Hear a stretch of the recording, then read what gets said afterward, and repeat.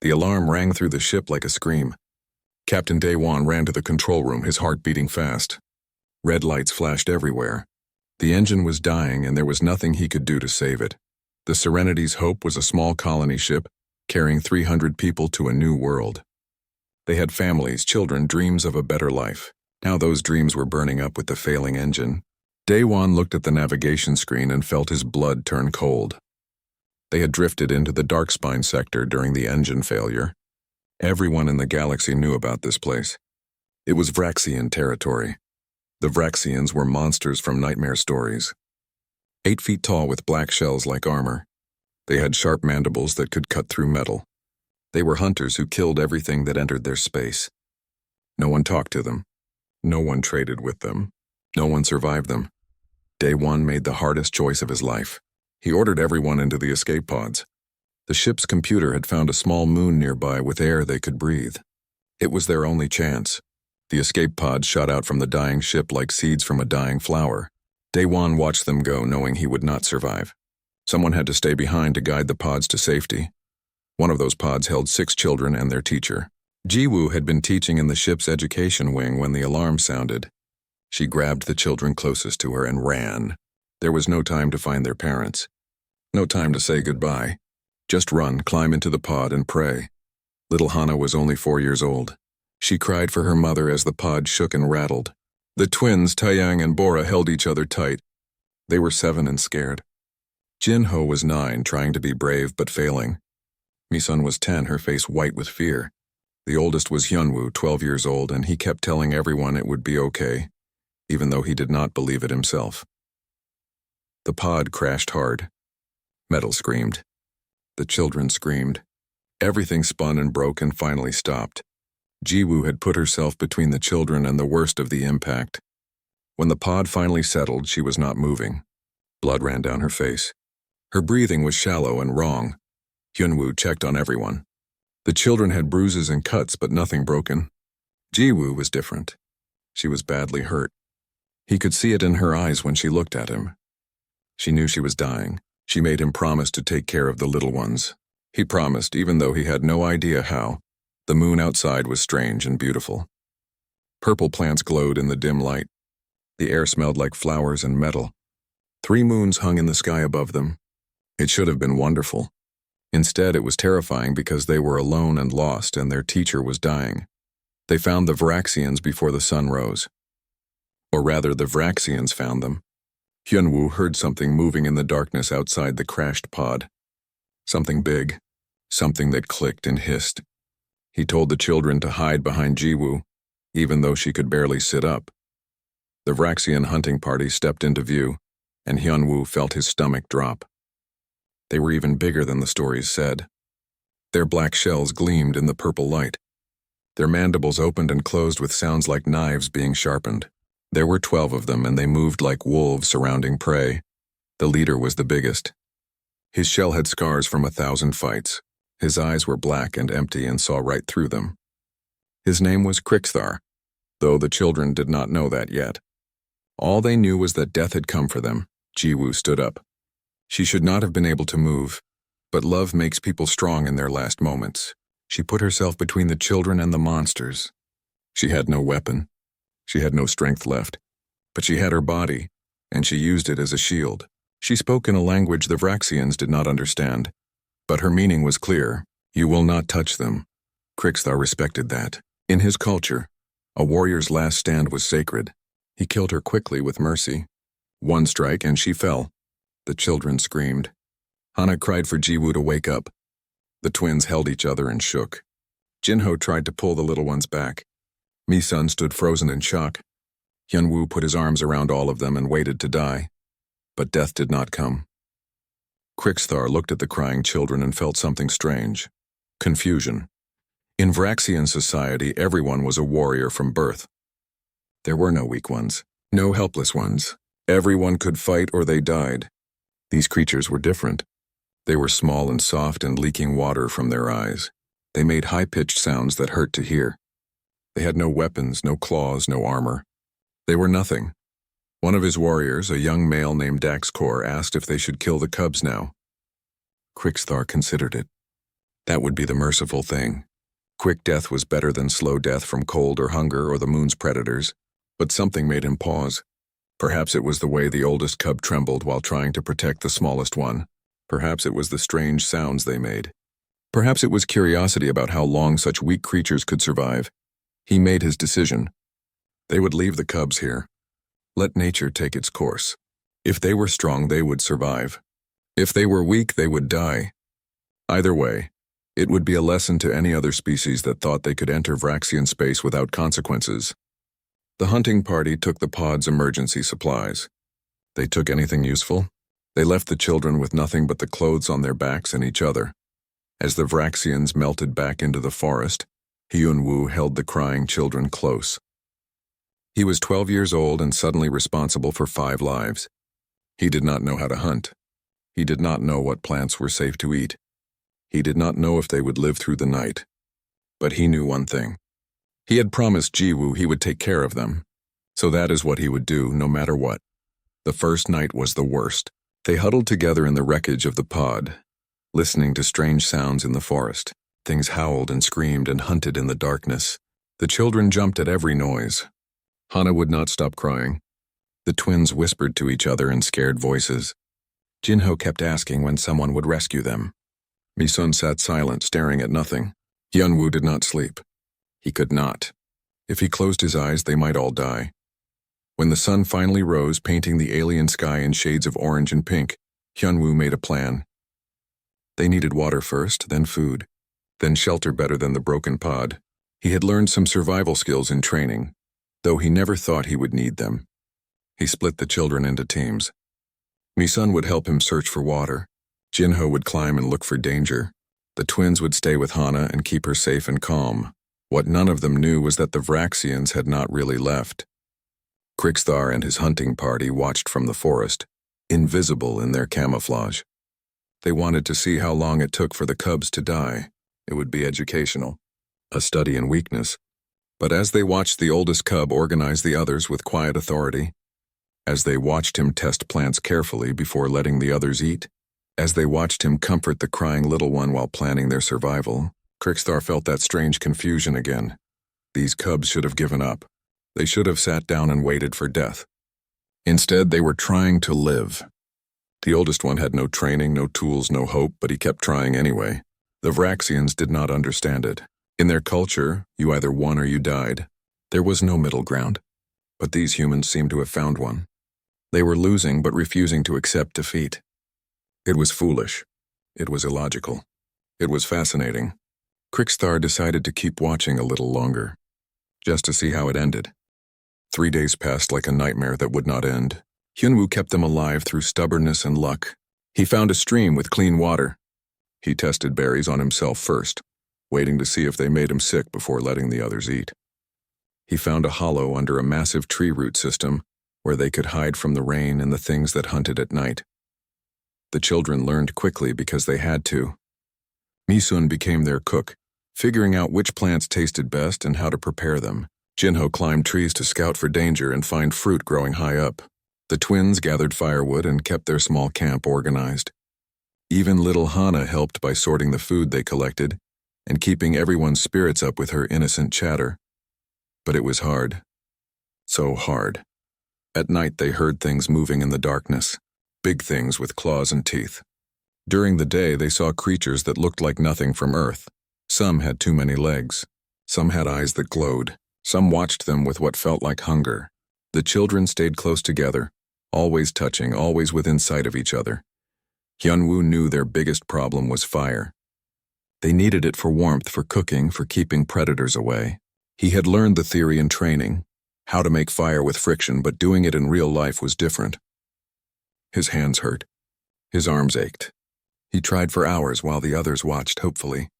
Nothing worked. He wanted to cry from frustration but could not let the others see his weakness. On the 3rd day, he finally got smoke. Just a tiny wisp, but it was something. The children gathered around, forgetting their fear for a moment. Jinho brought dried grass to use as kindling. Mi-sun blew gently on the smoke. The twins held hands and whispered encouragement. Hana jumped up and down with excitement. When the first flame appeared, small and orange and beautiful, the children cheered. They hugged each other. They danced around the fire pit they had dug. For the first time since the crash, they felt something other than fear. They felt hope. They felt proud. They had done something impossible and succeeded. That is when Bora tripped. She had been dancing too close to the fire, not paying attention. Her foot caught on a root and she fell forward right toward the flames. Hyunwoo grabbed her and pulled her back before she could get seriously hurt. She had a small burn on her arm, nothing terrible, but it scared her. Taeyang, her twin brother, saw what happened. Instead of being scared or angry, he started making funny faces at her. He pretended to trip over the same root, flailing his arms wildly and spinning in circles. He made exaggerated sounds of surprise and fell on his bottom on purpose. It looked ridiculous. Bora stared at him for a second. Her lip was trembling. Tears were forming in her eyes. Then she laughed. It started small, just a giggle, but it grew. She laughed at her silly brother who was still rolling around on the ground. She laughed at herself for being clumsy. She laughed because it felt better than crying. The sound spread like the fire. Jinho laughed. Misun laughed. Little Hana laughed the loudest of all, her high-pitched giggles filling the forest. Even Hyunwoo, who had been so serious and scared for 3 days, felt himself laughing. It felt strange and wonderful and necessary. For just a moment, they were not lost children on an alien moon. They were just kids being silly together. Hidden in the forest, Krixthar watched through his optical enhancer. He saw everything. The sound the children made confused his equipment. His scanner analyzed it, trying to understand. It was not a cry of pain. It was not a warning call. It was not aggression. The computer searched its database and finally labeled it as laughter. Though the Vraxian language had no exact word for it, he did not understand. The small one had been injured by fire. Injury meant weakness. Weakness meant vulnerability to predators. Yet instead of hiding their weakness, they made loud noises that would attract every hunter in the area. It made no sense. One of his warriors, Thaxic, asked if they should end this now. The cubs were clearly defective, making sounds that would get them killed. But Krixthar noticed something strange. When he listened to the sound, something in his own brain responded. Not fear, not aggression, something else. Something that made him less interested in killing them. His mandibles twitched in a way they never had before. It was uncomfortable. He ordered the hunting party to continue observing. Over the next week, the Vraxians watched the children develop routines. Every morning, Hyunwoo woke first and checked the perimeter. Misun prepared their breakfast from stored berries and roots. Jinho climbed high to watch for danger. The twins maintained their fire and collected water. Anna sang songs from Earth, her voice carrying through the forest. The children made that laughing sound often. When Jinho fell out of a tree and landed in mud. When Taeyang made shadow puppets with the firelight. When Misun told stories about Earth that made no sense but were funny anyway. When Hana mispronounced words in adorable ways. They found reasons to make that sound even when everything was terrible. The Vraxians documented everything. They analyzed the children's shelter construction, which showed surprising efficiency. They studied their food-gathering techniques, which demonstrated caution and intelligence. They watched their social structure, which had no clear hierarchy but somehow worked. But mostly they tried to understand the laughter. Daxkor, the youngest warrior in the hunting party, became fascinated by it. He watched the cubs more than anyone else. He noticed that they made the sound more when things were difficult. When they were tired or scared or hurt, they tried harder to make each other laugh. It was like a weapon against their own fear. He had never seen anything like it. 2 weeks after the crash, a predator came.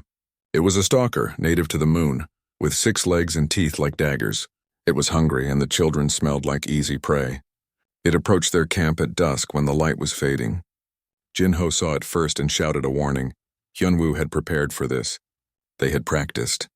The children grabbed burning branches from their fire. They banged on the metal pieces from the pod, making noise. They made themselves look bigger by standing together and waving their arms. They shouted at the creature in their loudest voices. It was terrifying, but they did it anyway because giving up meant death. The stalker hesitated. It was not used to prey that fought back. It was not used to fire a noise and coordinated defense. It circled them once, looking for weakness. The children kept their formation, kept their noise going, kept their fire between them and death. Finally, confused and frustrated, the stalker left to find easier prey. When it was gone, the children collapsed. They were shaking. Hana was crying. The twins held each other tight. Jinho looked pale and sick. Misun's hands trembled. Hyunwoo's legs felt like water. They had survived, but barely. Then Taeyang, still shaking, made a joke about how the stalker probably left because Jinho's yelling was scarier than its teeth. And despite everything, despite the terror still fresh in their hearts, they laughed. In the forest, Krixthar felt something crack inside his understanding of the universe. These cubs had just faced death. They should be traumatized, paralyzed with fear. Instead, they were making that sound again. They were choosing to find something funny in their near-death experience. It was insane. It was irrational. It was the bravest thing he had ever seen. That night, as the children slept huddled together around their fire, Krixthar made a decision. He would not kill them, not yet. He wanted to understand them first, because any species that could laugh in the face of death was either completely stupid or more dangerous than they appeared, and he was beginning to suspect it was the second option. Daxkor asked his War Master a question that night. He asked what would happen if the Vraxians could learn to make that sound. What if they could face fear with laughter instead of just violence? Krixthar had no answer. But the question bothered him. It bothered him because deep down he wanted to know the answer too. The children did not know they were being watched. They did not know their laughter was changing something in the hearts of the most feared predators in the galaxy. They just knew they were alive. They had each other, and somehow, impossibly, they were going to keep surviving, one day at a time. One laugh at a time, together. 3 weeks became 4. 4 became 5. Against every logical prediction, the human children not only survived but began to thrive. Their shelter grew more sophisticated with walls made from woven branches and a roof that kept out the rain. They had a steady supply of food from plants they learned were safe and small creatures Jinho learned to trap. Their fire never went out, tended day and night by the twins. Krixthar decided it was time to end the observation. His warriors had learned what they needed to learn. The cubs were resilient but ultimately still weak. A quick death would be mercy. He sent Daxkor to finish it. The young warrior had been watching the cubs the longest. He deserved the honor. Daxkor approached the camp at dawn. He expected to find them sleeping, vulnerable, easy to kill. Instead, all 6 cubs were awake. They sat around their fire while Hyunwoo pointed at the sky and taught the others about stars. He was telling them stories about constellations from Earth, trying to keep their culture alive in this alien place. His voice was calm and gentle, nothing like a warrior preparing for battle. Hyunwoo saw the Vraxian first. For a moment, time stopped. The boys stared at the monster who had killed their teacher, the monster who had left them to die. Every instinct told him to run, to hide, to fight. Instead, he did something that made no sense. He raised his hand and waved, a simple gesture of greeting. Then he said something in his language and pointed to the fire, gesturing for the Vraxian to join them. Daxkor froze. His training told him to strike now. His blades were ready. The cubs were right there, undefended, but the oldest cub was not showing fear. He was showing welcome. It broke every pattern Daxkor had been taught about prey behavior. Prey ran or fought. It did not invite predators to sit by its fire. Before Daxkor could process what was happening, little Hana got up and walked toward him. She was 4 years old and barely reached his knee. She should have been terrified. Instead, she smiled and held out something. It was a piece of cooked root vegetable, their breakfast. She offered it to him like they were friends. Like he had not come to kill her. The young warrior stood paralyzed. His claws were sharp enough to cut her in half with one swipe. She knew that. She had watched him kill Jiwoo. Yet here she was, offering to share food. Her face showed no fear, only curiosity and something his translator identified as friendliness. It was impossible. It was illogical. It made his combat training completely useless. When Daxkor did not immediately attack, Taeyang and Bora started their routine. They made exaggerated movements, pulled silly faces, and started that sound. That laughter. It hit Daxkor like a physical force. His aggression drained away, replaced by confusion and something he had no name for. His mandibles twitched. His claws retracted without him meaning to. He found himself taking a step back instead of forward. Jinho climbed down from his watching post, saw the Vraxian, and instead of screaming, he asked if the warrior wanted to see their camp. Misun held up her notebook where she had been drawing pictures of the plants and animals they found. Hyunwoo kept talking calmly as if having a Vraxian warrior visit was normal. The children surrounded Daxkor, not with weapons but with curiosity and kindness. Daxkor retreated. He did not kill them. He could not. He fled back to Krixthar feeling shame and confusion. He had failed his mission. He had let prey live. He expected punishment or mockery. Instead, the other warriors were quiet. They had been watching. They had seen everything. And they understood because none of them could say they would have done differently. Krixthar gathered his hunting party for analysis. They reviewed the footage of the encounter. They studied the cubs' behavior frame by frame. Patterns emerged that disturbed them deeply. The cubs touched each other constantly, even when not mating or fighting. They made the laughing sound multiple times per day for no survival reason. They created pictures with colored materials that served no function. They played games that taught nothing useful. They wasted energy on activities that had no purpose. Thaxic, the oldest warrior, made an observation that chilled everyone. He said these creatures were training, but not for combat. They were training for something else. Something the Vraxians did not understand. Some kind of warfare that used different weapons. Laughter, kindness, art, play. These things made no sense as weapons, yet they had completely neutralized Daxkor without a single blow. That afternoon, the stalker returned. The same predator that had tried to attack the children before. This time it was smarter, approaching from downwind where they could not smell it. Krixthar ordered his warriors to stay hidden. This would be the final test. If the cubs could not defend themselves, they were too weak to live. Nature would make the decision for him. Jinho spotted the stalker and alerted the others. They implemented their defense plan quickly and efficiently. Fire, noise, formation, coordinated shouting. The stalker was frustrated but circled around looking for an opening. Then it struck faster than before, claws aimed at Mi-sun who was on the edge of their formation. Hyunwoo threw himself in the way, taking a glancing blow that left deep scratches across his arm. He screamed in pain but did not fall. The children rallied around him, fire and noise intensifying. The stalker prepared for another strike. And that is when it made a mistake. In its focus on the children, it backed into the bushes where Daxkor was hiding. The stalker's tail whipped around, striking the young Vraxian warrior across the leg. The venomous barb on the tip injected poison directly into his bloodstream. Daxkor killed the stalker quickly, but the damage was done. Vraxian physiology could handle most toxins, but stalker venom was different. It was designed to paralyze and kill. He had minutes before the poison reached his heart. The children heard the commotion and found Daxkor collapsed in the bushes. They recognized him. This was the warrior from the morning, the one Hana had tried to give food to. Now he was dying, poison spreading through his veins. Mi-sun knelt beside him and examined the wound. She was 10 years old and had no medical training beyond basic first aid, but she understood he was in trouble. Hyunwoo faced a choice. This creature was one of them. The ones who killed Jiwoo, the ones who abandoned them, the ones who came to kill them this very morning. Every logical thought said to leave him. Let him die like they were supposed to die. It would be fair. It would be justice. But as he looked at the dying warrior, he knew they could not do it. Mi-sun went through their medical kit from the escape pod. They had antiseptic and bandages, but nothing for alien venom. Still, they could clean the wound and try to slow the poison. She worked carefully while the others helped. Taeyang brought water. Bora found clean cloth. Jinho kept watch. Hana held the warrior's hand, murmuring comfort in a language he could not understand but responding to anyway. Hyunwoo dragged the unconscious warrior closer to their fire, knowing warmth might help. They wrapped him in their only blanket. They gave him water when he could swallow. Mi-sun stayed up all night monitoring him, checking his breathing, watching for changes.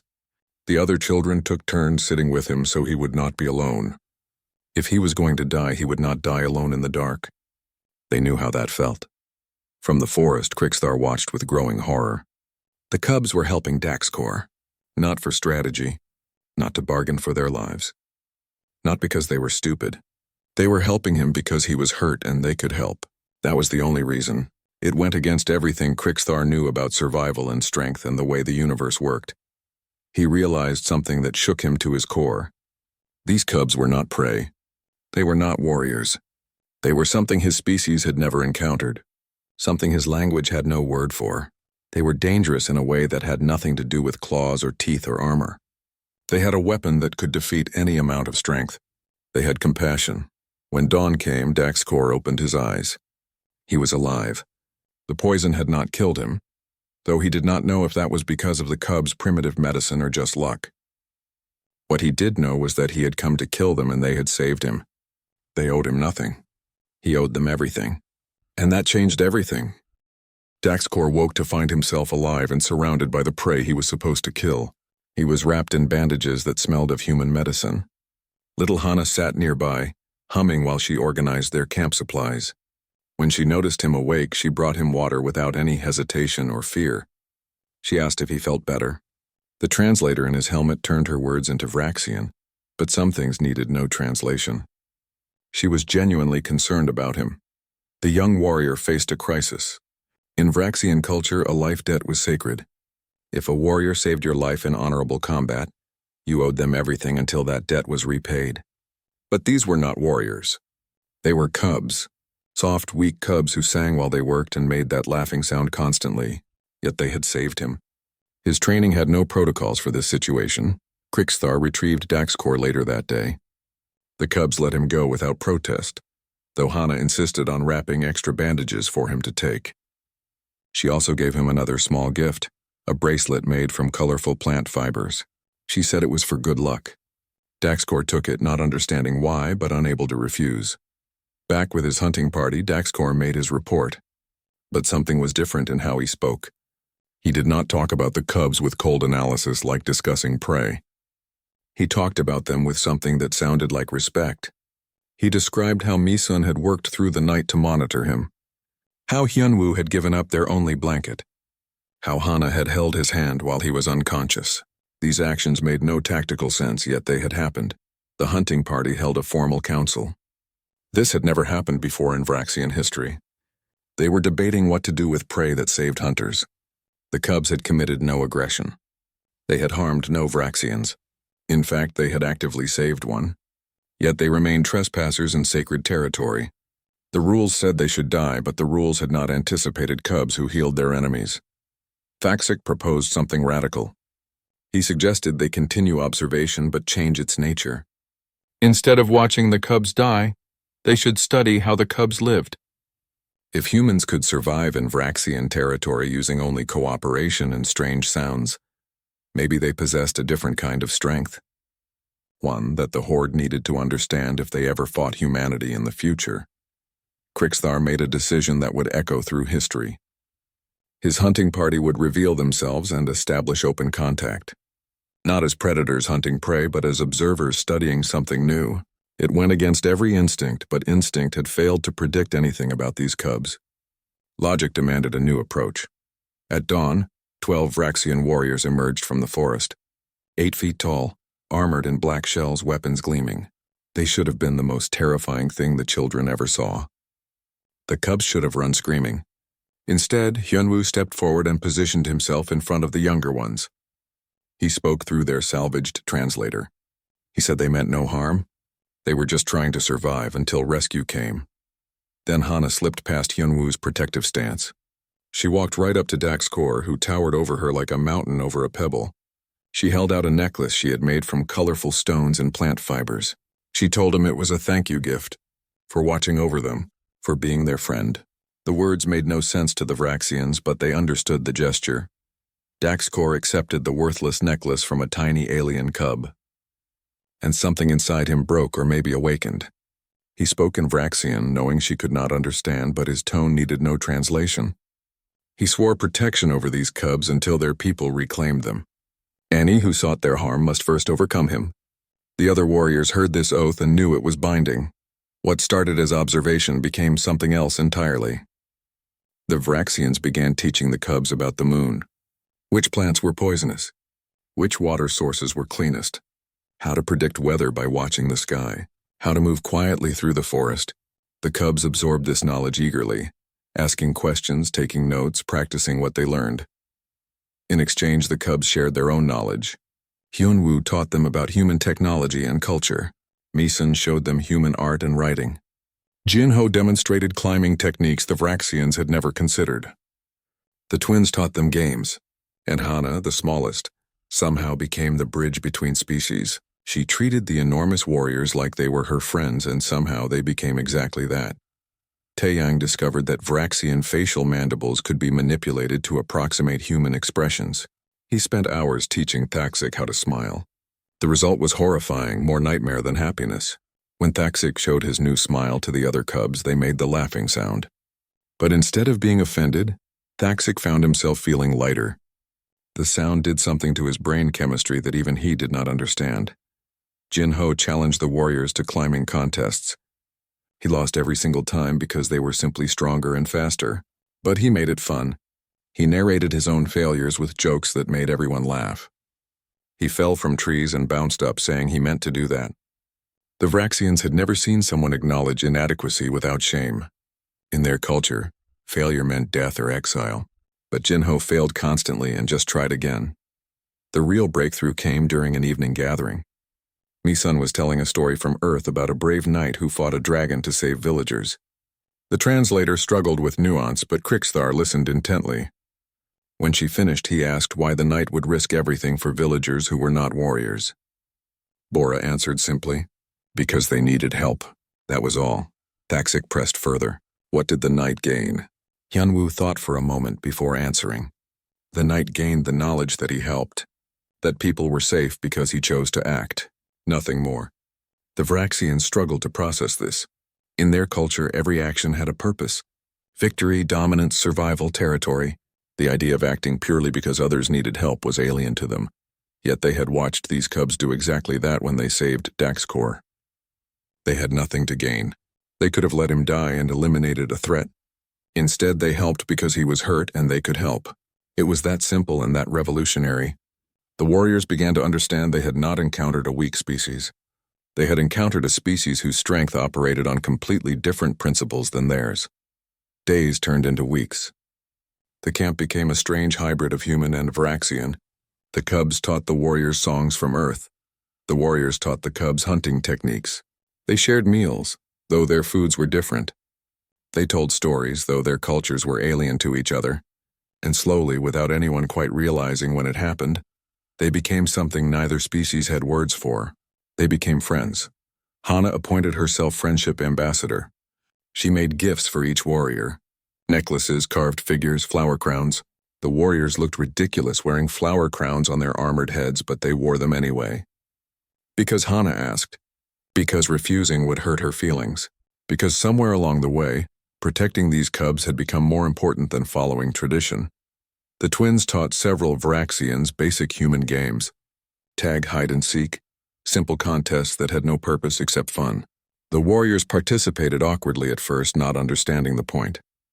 But gradually they started to enjoy it. They started to understand that not everything needed a tactical purpose. Sometimes fun was the purpose. Mi-sun documented everything in her notebook. Vraxian culture, language, customs, beliefs. She showed it to Krixthar one evening and asked him to correct anything she got wrong. The War Master read through her careful notes and felt something strange. Pride. This tiny cub had taken the time to understand his people and treat them with respect. No species had ever done that before. Hyunwoo became a mediator between species. When misunderstandings arose, he explained human thinking to the Vraxians and Vraxian thinking to the humans. He was 13 now, taller and more confident. He had kept his promise to Jiwoo. He had kept them all alive. But he had done more than that. He had built a bridge between worlds. One night, sitting around the fire, Daxkor asked a question that had been bothering him. He asked why humans laughed when they were scared or hurt or sad. Taeyang tried to explain. He said laughter was like armor against bad feelings. When everything was terrible, finding something to laugh about made you stronger. It reminded you that good things still existed even in darkness. The Vraxians processed this revelation. They had thought laughter was a weakness, exposing vulnerability to predators. But it was actually a strength. A way to fight despair, a weapon against fear itself. They had been analyzing it wrong from the beginning. These cubs had not survived despite their laughter. They had survived because of it. And that changed everything the Vraxians thought they knew about strength. 6 months passed. The moon that was supposed to be a graveyard had become something unprecedented. A sanctuary where human children and Vraxian warriors lived together. The children had grown stronger, healthier, more confident under Vraxian protection. But more importantly, the Vraxians had changed in ways no one could have predicted. The hunting party no longer operated on pure kill or be killed principles. They had learned to appreciate strange human behaviors, the way the cubs created art for no survival purpose, the way they sang while working, the way they turned every task into a game, and most of all, that sound, that laughter. It had become precious to them, this proof that life could involve more than just survival and combat. Then the human rescue fleet arrived, 3 warships equipped for combat, expecting to find either bodies or hostages. What they found instead stopped them completely.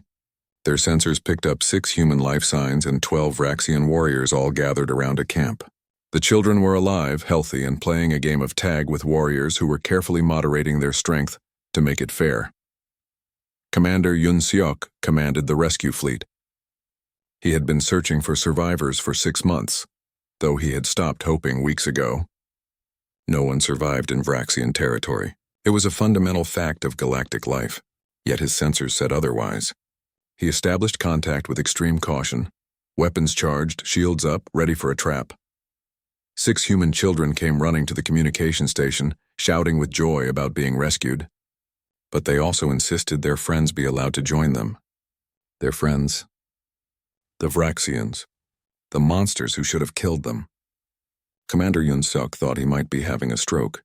Nothing in his 30 years of military service had prepared him for this situation. The situation became more complicated when Vraxian High Command learned what was happening. They dispatched a war fleet immediately, assuming their warriors had been compromised, brainwashed, or taken hostage. The Supreme War Master himself led the fleet.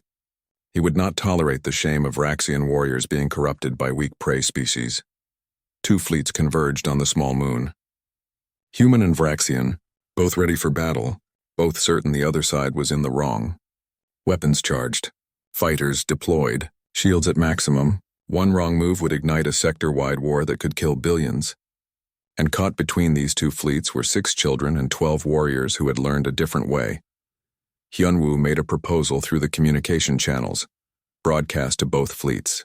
He asked them to land representatives on the moon. Let them see what had happened here. Let them witness what humans and Vraxians had accomplished together. Both commanders were suspicious, but neither wanted to fire first and be blamed for starting a war. They agreed to a temporary ceasefire and landed shuttles. The Supreme War Master emerged from his shuttle expecting to see his warriors shamed and broken. Commander Yun Seok emerged expecting to see traumatized children. Both expectations died the moment they saw the camp. Children and warriors working together, building together, talking and laughing together. Daxkor wearing a flower crown. Thaxic trying to produce human laughter sounds and creating a noise like grinding rocks. Krixthar teaching Hyunwoo combat philosophy while Misun took notes. Little Hana took the Supreme War Master's massive clawed hand in her tiny human one. She was not afraid. She had spent 6 months with Vraxian warriors. She knew they could be gentle despite their strength. She led him on a tour of their camp, showing him everything they had built together. The shelter with human and Vraxian design elements. The fire they maintained cooperatively, the art depicting both species, the stories they had shared. Taeyang and Bora performed their comedy routine for the gathered representatives. 6 months of practice had made them expert at making both species laugh. Even the Supreme War Master produced a sound that might charitably be called a chuckle. Jinho challenged the Vraxian younglings to climbing contests, demonstrating competition without hatred. Misun presented her cultural documentation, showing deep knowledge and respect for Vraxian traditions while explaining human ones. Then Hyunwoo spoke. He was 13 now, no longer the scared 12-year-old who had crashed here. He addressed both fleets with confidence born from survival.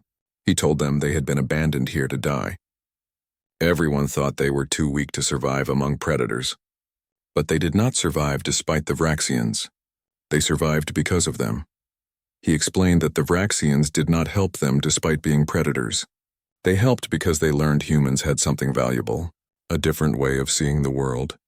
Humans had games, stories, laughter, the ability to find joy even in terrible circumstances. And the Vraxians taught them about strength, discipline, survival. They made each other better. That was the truth of what happened here. Krixthar stepped forward to address his own supreme war master. His words were broadcast to both fleets. He said he had hunted for 3 decades across the stars. He had claimed over 1,000 kills. He had proven Vraxian superiority through combat. But these cubs taught him something their entire culture had missed. Strength was not just the ability to kill. It was also the ability to protect, teach, and grow. He turned to face the Supreme War Master directly. He challenged their species to evolve, not to abandon warrior ways, but to expand them. These cubs showed them there were victories that did not require bloodshed. There was honor in protection, not just conquest. Laughter was as valuable as a battle roar. These were not signs of weakness, but of a different kind of strength. Silence followed. Then Daxkor stepped forward, still wearing Hana's flower crown. Then Thaxik. Then every warrior of the hunting party. They stood between the 2 fleets, aligned with neither side fully, standing instead with the children and the truth of what they had learned. It was an act of rebellion and courage that stunned both commanders. What happened next took months of negotiation. Committees formed. Debates raged. Cultural experts analyzed every aspect of the 6-month coexistence. But the seeds planted on that moon grew into something real. The Vraxian horde and humanity established a cultural exchange program, not military alliance, not trade agreement. Something more fundamental. They would learn from each other. Young Vraxians were sent to human colonies to learn about cooperation, creativity, art, and humor. Human children participated in carefully monitored Vraxian training programs, learning discipline, survival skills, and martial philosophy. Both species discovered that their strengths complemented each other. Humans learned to be stronger. Vraxians learned to be kinder. Together they became more than either could be alone. The 6 children returned to human space as heroes, but they never forgot their time on the moon. Hyunwoo became a xenoanthropologist, studying how different species could bridge their differences. Misun wrote books about Vraxian culture that became required reading in schools. Jinho became an instructor in the exchange program, teaching both species. Taeyang and Bora started a comedy troupe that performed for mixed species audiences across the galaxy. They used humor to break down barriers and show that laughter was universal. And Hana, the smallest one who had been only 4 when this began, became humanity's youngest ambassador to the Vraxian horde. Her gift for seeing the good in everyone made her perfect for the role. Years later, a journalist interviewed Krixthar about those 6 months. The interview spread across the galaxy, watched by billions. The journalist asked about his decision not to kill the children.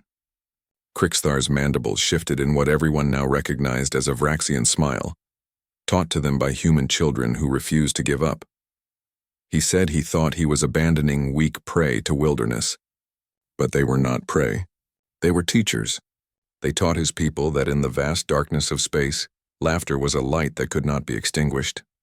Joy was a weapon against despair. Friendship could bridge even the widest gaps between species. These were lessons worth more than any number of kills. The journalist asked if he regretted not killing them. Krixthar answered that every day he thanked the void that he chose to watch instead of strike. Those cubs did not just survive in predator territory. They conquered the predators with laughter, pacified them with friendship, and showed them a future they did not know they could have. That was power beyond any weapon. The Darkspine sector changed. It was no longer the most dangerous region of space. It became the most hopeful. Where once only predators stalked, now humans and Vraxians walked together. They built schools, research stations, cultural centers, places where both species learned from each other and grew together. On the moon where it all began, both species worked together to build a monument. It showed 6 small statues of human children arranged in a circle around 12 larger Vraxian warriors. All 20 figures were captured mid-laughter, frozen in a moment of pure joy. The monument reminded everyone who saw it that strength came in many forms. The plaque at the base was written in both languages. It said that here prey became teachers, here predators became protectors, here 6 human cubs pacified the most feared warriors in the galaxy, not through strength of arms but through strength of spirit. They were abandoned to die but chose to live, and in living, they taught everyone how to be better. May their laughter echo through the stars forever.